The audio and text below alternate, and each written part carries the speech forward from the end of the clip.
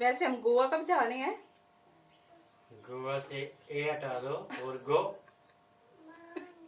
अच्छा, ये आपके लिए। Good morning and welcome to my channel Rashmi Sahotra. Goa कभी देख पाऊंगी या नहीं ये कुछ कह नहीं सकती, पर मैं घर को ही गोवा बना दूंगी। चलिए देखते हैं आज क्या क्या बनाती हूँ मैं। ये मेरे पास कुछ सी शेल्स पड़े हुए थे जो मैं आज से 20 साल पहले ऋषिकेश से ख़रीद कर लाई थी। तो तब से टाइम ना मिल पाने के कारण मैं इनका कुछ बना नहीं पाई। तो आज मुझे मौका मिला है, तो देखती हूँ मैं इनका क्या क्या बनाती हूँ। इनमें से कुछ शेल्स ऐसे हैं जिनमें होल हैं और कुछ ऐसे हैं जिनमें होल नहीं हैं। तो अब मैं बनाने जा रही हूँ वॉल हैंगिंग। तो वॉल हैंगिंग बनाने के लिए ये मैंने ली है स्टिक। तो देखते हैं इसमें क्या क्या बनता है। और इस स्टिक के साथ मैं यूज़ करूँगी इन रंग बिरंगे धागों को। तो चलिए बनाते हैं। सबसे पहले सभी शेल्स को मैंने साइज़ के अकॉर्डिंग रख लिया है, जैसे सबसे बड़ा, उससे छोटा, फिर उससे छोटा, सबसे छोटा। अब इसको मैं 1 बाय 1 पिरोऊंगी। तो नीडल में लेंगे एंकर का ये धागा और फिर सबसे पहले मैं लूँगी छोटा शेल। शेल को पिरोने के बाद सबसे पहले यहाँ लगाऊंगी मैं गांठ। फिर मैं दूसरे डिज़ाइन की शेल लूँगी और उनको भी पिरो दूँगी। 1 इंच या 1.5 इंच का गैप देने के बाद मैं फिर से शेल को पिरोऊंगी और गांठ लगाकर फिर मैं दूसरे डिज़ाइन वाले शेल को पिरोऊंगी। अब मैं बारी बारी से इन सभी शेल्स को पिरोती जाऊंगी और एक डिज़ाइन वाली लड़ी तैयार करूंगी। और इस तरीके से मैंने ये लड़ी तैयार कर दी है। और फिर बाकी लड़ियों को भी मैं इसी तरीके से तैयार कर दूंगी। अब मैं इन सभी लड़ियों को इस स्टिक के ऊपर बारी बारी से बांध दूंगी। इन सब लड़ियों को इस स्टिक के ऊपर बांध देने के बाद अब जो ऊपर की तरफ धागे बचे हुए हैं उनमें मैं दूसरे डिज़ाइन वाले शेल्स को बारी बारी से पिरोऊंगी। अब इन शेल्स को पिरोने का तरीका भी वैसे ही है। सबसे पहले मैं एक शेल पिरोऊंगी गांठ लगाकर, फिर मैं दूसरा शेल पिरोऊंगी, फिर थोड़ा सा गैप देने के बाद इसी तरीके को बार बार दोहराऊंगी। तो इस तरह से हमारी ये पांचों लड़ियाँ तैयार हो जाएंगी। आप अपनी इच्छा अनुसार कोई और डिज़ाइन भी क्रिएट कर सकते हैं। एक उचित लंबाई रख लेने के बाद फिर मैं इन सभी धागों को एक साथ गांठ लगाऊंगी और बाकी बचे हुए धागों की मैं चोटी बनाऊंगी। फिर इस चोटी को मैं ऊपर से फोल्ड करूंगी और फिनिशिंग करने के लिए इसमें धागा लपेटूंगी और जो बचा हुआ धागा है उसमें फेविकोल लगाऊंगी जिससे ये अच्छे से चिपक जाएगा। और इसी तरह से नीचे लटकी हुई गांठों पर भी मैं फेविकोल लगा दूंगी ताकि ये अच्छे से चिपक जाए और एक फिनिश्ड लुक दे। तो इस तरह से हमारा वॉल हैंगिंग हो गया तैयार। तो ये देखिए इसकी फाइनल लुक। तो आप अपने डिज़ाइन के अकॉर्डिंग इन लड़ियों को छोटा बड़ा कर सकते हैं या फिर इनको बराबर भी रख सकते हैं या फिर बीच में लंबा और साइड में छोटा छोटा करके दिखा सकते हैं। तो इस तरह से ये सुंदर वॉल हैंगिंग हो गया तैयार। तो ये मेरी जो दीवारें हैं ये लाइट कलर की है, तो इस पे ये उठ नहीं रहा है, इतना खिल नहीं रहा है। तो मैं इसकी प्रेजेंटेशन एक डार्क कलर के ऊपर दूंगी। ये ना ऊपर नहीं अच्छा लग रहा है, ये ऊपर लाइट कलर है दीवारों का, इसे किसी डार्क कलर के ऊपर लगाना पड़ेगा। यहाँ फिलहाल डिस्प्ले के लिए जिस पीछे डार्क कलर हो ना बैकग्राउंड में तब ये ज्यादा हाईलाइट होगा। दूसरा क्राफ्ट बनाने के लिए मैं लूँगी एक पुराना मिरर और साथ में लूँगी बचे हुए कार्डबोर्ड। तो अब मैं इस पुराने मिरर के साइड में जो प्लास्टिक है उसको हटा दूँगी और मिरर का नाप लूँगी चारों तरफ 2-2 इंच। अब मैं इन सभी कार्डबोर्ड्स को फेविकोल की मदद से जोड़ लूँगी। इन कार्डबोर्ड को जोड़ने के बाद अब मैं इसकी एजेस को अच्छे से फिनिश करूँगी with the help of tissue paper, Fevicol. Fevicol में थोड़ा सा पानी मिक्स करूँगी और इसके चारों तरफ लगाती जाऊँगी और सूखने के बाद ये बहुत अच्छा इफ़ेक्ट देगा। अब मैंने 4 चम्मच JK वॉल पुट्टी ली है। आप किसी भी ब्रांड की वॉल पुट्टी ले सकते हैं। तो उसमें थोड़ा थोड़ा पानी डालकर मैं इसको मिक्स करती जाऊंगी। तो इस तरह से पेस्ट तैयार कर लेने के बाद अब हम लगाएंगे इस फ्रेम के ऊपर। तो आप हाथ से भी लगा सकते हैं और चाहे तो किसी भी चीज़ का सहारा ले सकते हैं। तो अभी मैं इसमें इस तरीके से लगाती जाऊंगी। मैं इसको हाथ से लगाती हूँ, फिर उसके बाद आपको दिखाती हूँ। वॉल पुट्टी को हाथ से पूरे कार्डबोर्ड पर फैला लेने के बाद अब मैं इसमें फिक्स करूँगी मिरर, और मिरर के साथ फिक्स करूँगी ये जो मेरे पास सीटियाँ पड़ी हैं अपने डिज़ाइन के अकॉर्डिंग। क्योंकि ये भी गीला है तो इसलिए जल्दी से ये चिपक जाएंगी। अभी मेरे दिमाग में जो डिज़ाइन आता जा रहा है मैं उसी तरीके से इसको चिपकाती जा रही हूँ।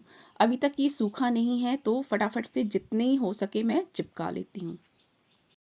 बाकी शेल्स को चिपकाने के लिए मैं कोन बनाऊंगी और कोन में मैं डालूंगी वॉल पुट्टी।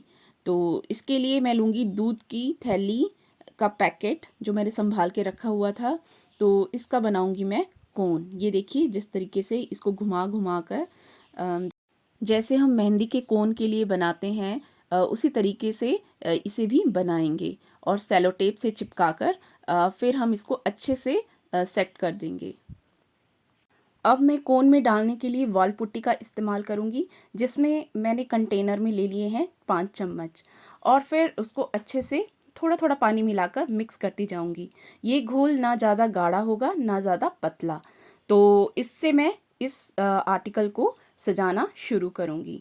तो इसमें मैंने फेविकोल ऐड नहीं किया है, सिर्फ वॉल पुट्टी और पानी, उससे बना हुआ कोन, और उससे चिपकाती जा रही हूँ।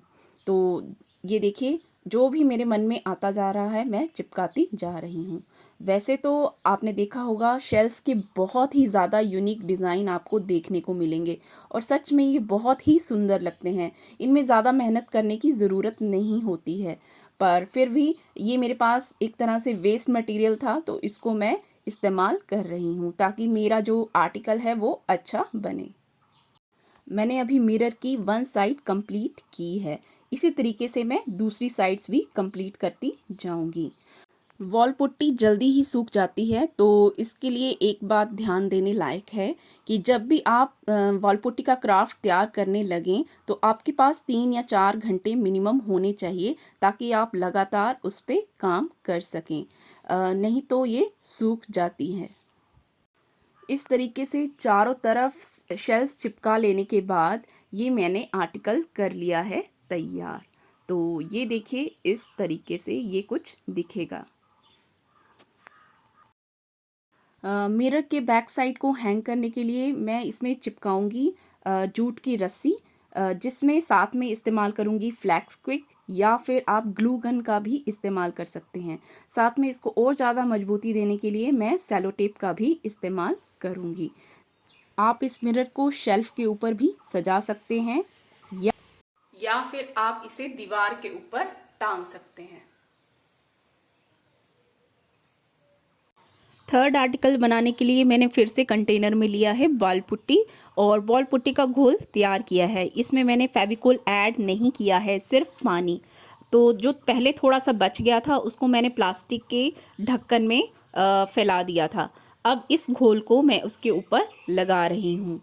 तो इसको लगाने के बाद अब मैं इसमें जितने भी शेल्स हैं मेरे पास तरह तरह के उनको मैं फिट करती जाऊँगी।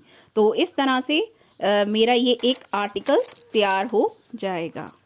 बहुत इजी है बनाना, इसे कोई भी बना सकता है। इस क्राफ्ट को बनाने के लिए मैंने कोडियों का इस्तेमाल किया है, जो हम शादी में बहुत ज़्यादा कलीरे बनाने के लिए इस्तेमाल करते हैं। तो ये देखिए आर्टिकल तैयार होने के बाद इसको मैं सूखने के लिए रख दूँगी। इस आर्टिकल को आप तैयार करने के बाद पूजा के स्थान में भी रख सकते हैं, क्योंकि इसमें शंख भी हैं, कोडियाँ भी हैं, जिनका हम दिवाली पर बहुत ज़्यादा पूजन भी करते हैं। तो इस तरह से हमारा ये आर्टिकल हो गया तैयार। तो ये देखिए इसकी फाइनल लुक। फोर्थ क्राफ्ट बनाने के लिए मैंने इस्तेमाल किया है बहुत ही पुराना टीन का डिब्बा। ये थोड़ा इधर उधर लुढ़क रहा था, तो इसको थोड़ा हैवी बनाने के लिए मैंने वॉल पुट्टी का इस्तेमाल किया है। वॉल पुट्टी को मैंने इसके आसपास लगा दिया है। अच्छी तरह से लगाने के बाद और सूखने के बाद फिर मैंने इसके ऊपर एक्रिलिक कलर का इस्तेमाल किया है।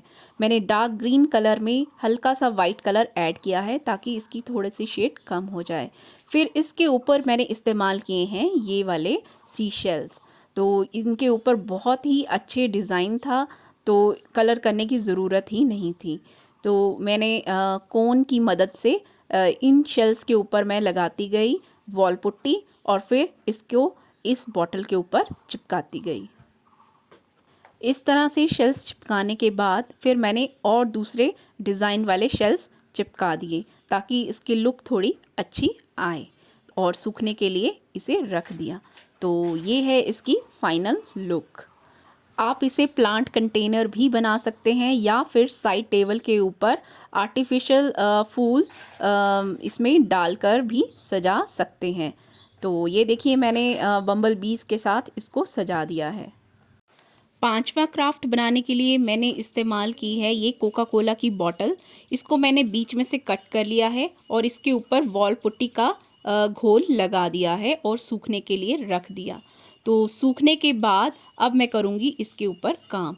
इसके ऊपर मैंने जो मेरे पास शेल्स टूटे हुए थे उनको मैंने चिपकाना शुरू कर दिया है। जैसे अभी मैं बना रही हूँ बटरफ्लाई, और बटरफ्लाई के लिए मैं यूज़ करूँगी ये बहुत ही पुराने शेल्स जिनके ऊपर दाग धब्बे लग गए हैं, और इससे बहुत ही अच्छा एक आर्टिकल तैयार होगा।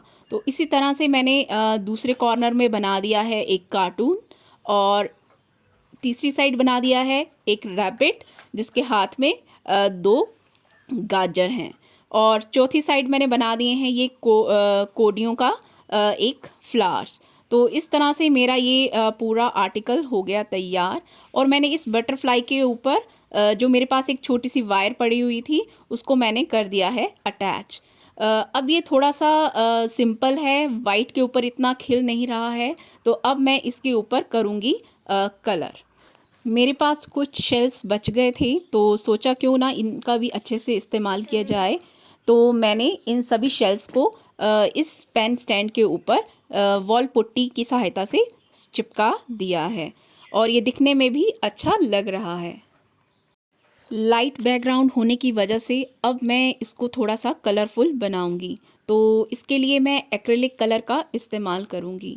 तो डिफरेंट डिफरेंट कलर करना मैंने शुरू कर दिए हैं। सबसे पहले मैं बटरफ्लाई के ऊपर कर रही हूँ, फिर मैंने दूसरे जितने भी बनाए हैं जैसे कार्टून, रैबिट और कोडियों से एक फ्लावर, तो मैं इन सभी को अच्छे से पेंट करूँगी। पेंट करने के बाद सच में ये बहुत ही अच्छा लग रहा है। तो ये बन गया मेरा पेंसिल स्टैंड, और इसमें रख दूंगी मैं ये अपनी पेंसिल्स और पायलट पेन। तो कभी मैं इस तरफ घुमाऊंगी, कभी ये वाला पोर्शन, तो कभी ये वाला, और कभी ये वाला। तो इस तरह से मेरा बन गया पेन स्टैंड। अपने टेबल को और ज़्यादा अट्रैक्टिव बनाने के लिए इस फूलदान को भी मैं यहाँ सजा सकती हूँ इन आर्टिफिशियल फूलों के साथ। सच में टेबल बहुत सुंदर लग रहा है। छठा क्राफ्ट बनाने के लिए मैं इस्तेमाल करूँगी इस ज्वेलरी मेकिंग एसेसरी का, जो मेरे पास पहले से ही पड़ी हुई थी। तो इन सी शेल्स को मैं इस जंप रिंग्स में अटैच करूँगी और फिर ऊपर वाले पार्ट में इसको जोड़ दूँगी। ये बहुत इजी है और इसको कोई भी बना सकता है। आपने देखा ही होगा कि सी शेल्स की बहुत ही सुंदर सुंदर ज्वेलरी बनती है। तो मैंने सिंपल सी ज्वेलरी तैयार की है। तो इस तरह से मैंने ये सी शेल के इयररिंग्स कर दिए हैं तैयार। तो इसी तरह से मैंने दूसरे डिज़ाइन वाले शेल्स का भी इयररिंग्स बनाने में किया है इस्तेमाल। तो ये वाले इयररिंग्स भी हो गए हैं तैयार। तो इस तरह से इयररिंग्स बनाकर आप अपने रिलेटिव्स या फ्रेंड्स को गिफ्ट कर सकते हैं। तो मेरे पास ये की चेन पड़ी हुई थी जिसका मैंने निकाल कर यहाँ से फ्रिज मैग्नेट बना लिया था। अब मैं इसमें ये वाला इंसर्ट करूँगी और ये हमारी रेडी हो जाएगी की चेन। इस तरह से आप क्यूट सी की चेन बनाकर भी गिफ्ट कर सकते हैं और आप ये भी कह सकते हैं कि हम गोवा से लाए हैं।